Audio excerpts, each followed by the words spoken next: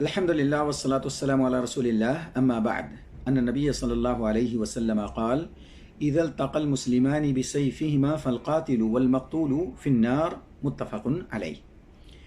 نبی کریم صلی اللہ علیہ وسلم نے بیان فرمایا کہ جب دو مسلمان اپنی تلواروں کے ساتھ آپس میں ٹکرائیں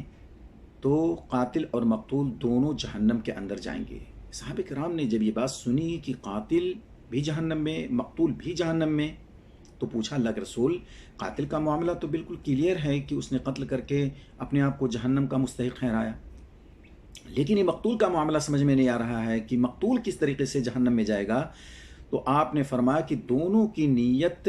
ایک تھی، یعنی ایک دوسرے کو قتل کرنے کی،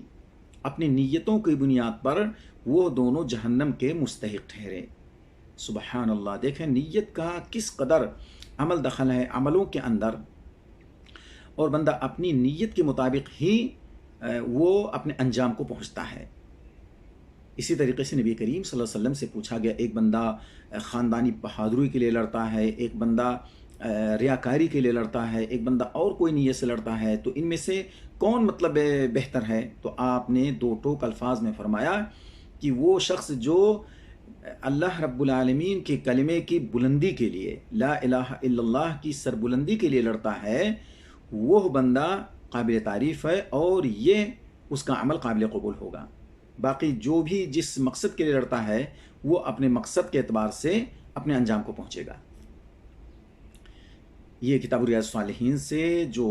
درس کا سلسلہ شروع ہے، اس کے